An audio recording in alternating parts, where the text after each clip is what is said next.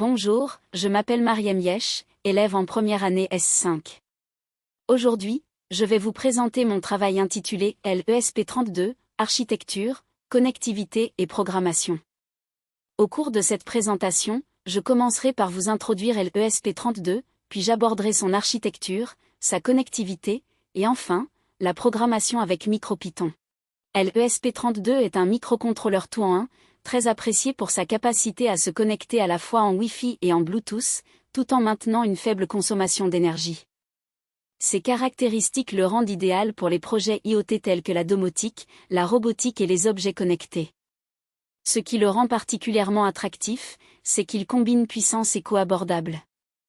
En termes de programmation, LESP32 peut être programmé avec des langages tels que C++, MicroPython et JavaScript. Dans cette présentation, nous nous concentrerons sur la programmation avec MicroPython. MicroPython est une version allégée de Python, spécialement conçue pour fonctionner sur des microcontrôleurs comme LESP32. Il permet une programmation rapide et simple, avec la possibilité de tester immédiatement le code en utilisant la fonctionnalité REPL, idéale pour les projets nécessitant des capteurs et une connectivité Wi-Fi. Passons maintenant à l'architecture de LESP32. Sur ce schéma de la carte, on peut voir plusieurs composants clés. Le microcontrôleur de LESP32 combine un processeur à double cœur, ce qui lui permet de gérer plusieurs tâches simultanément. Il est idéal pour les projets IoT grâce à sa connectivité Wi-Fi et Bluetooth, permettant ainsi de se connecter à Internet ou à d'autres appareils sans fil ainsi qu'à une RAM. La carte dispose également de nombreux ports pour connecter des capteurs, des moteurs et d'autres périphériques. De plus, elle peut être facilement programmée avec des outils comme l'IDE Arduino ou ESP-IDF. Après avoir exploré l'architecture de LESP32, intéressons-nous maintenant au node MCU. Donc, sur cette carte, vous pouvez voir les 38 broches du node MCU ESP32. Ces broches servent à différentes fonctions. Les broches d'alimentation, comme VCC et GND, qui permettent de connecter LESP32 à une source d'énergie. Les GPIO, ou pins d'entrée et sortie, qui vous permettent de connecter des capteurs, des moteurs ou des LEDS.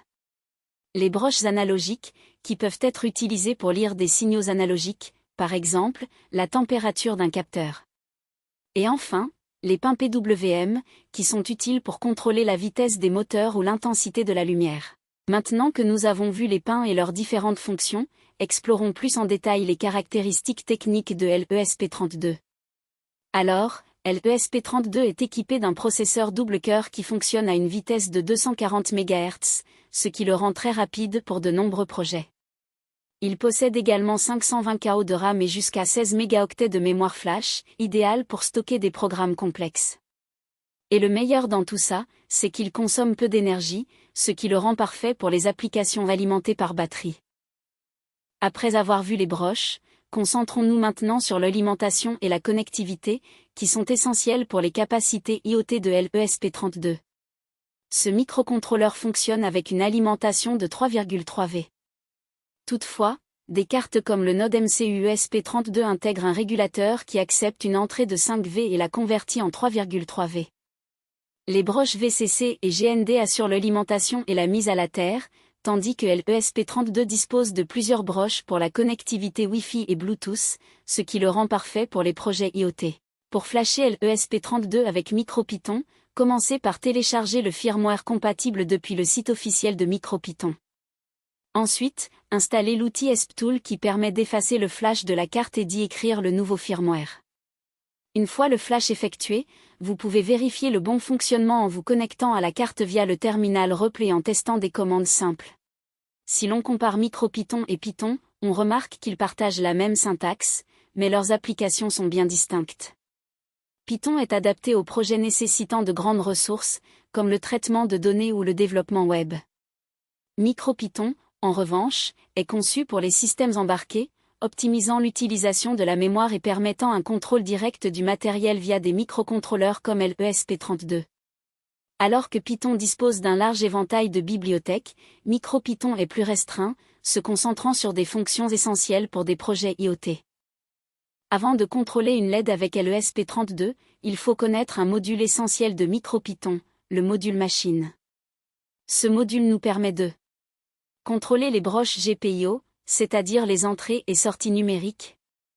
Gérer le PWM pour faire varier une intensité, ou les interruptions pour réagir à un événement extérieur. Et utiliser des interfaces comme I2C, SPI ou UART, très utiles pour communiquer avec d'autres composants comme des capteurs. En bas, on voit un petit exemple très simple, on initialise une broche en sortie avec machine.pin, et on active la LED avec LED.value 1. Maintenant, voici un exemple concret d'utilisation, faire clignoter une LED avec l'ESP32. À gauche, on a le montage sur une plaque de prototypage. La LED est connectée à la broche GPIO 23 de l'ESP32, avec une résistance, et reliée aussi à la masse, le GND. À droite, on a un petit programme écrit en MicroPython, le langage souvent utilisé avec l'ESP32. Le code commence par importer deux modules importants. Machine, pour gérer les broches de la carte. Et Time, pour pouvoir faire des pauses dans le programme. Ensuite, on déclare la LED sur la broche GPIO 23, LED égale machine.pin, 23, machine.pin.out. Ensuite, on entre dans une boucle infinie, while true. Ça veut dire que le programme tourne en continu. À l'intérieur de cette boucle, LED.value, 1, allume la LED. Time.sleep, 1, attend une seconde. LED.value, 0, éteint la LED. Et time.sleep, 1, attend encore une seconde. Et ça recommence, encore et encore. Donc, au final, la LED clignote, une seconde allumée, une seconde éteinte.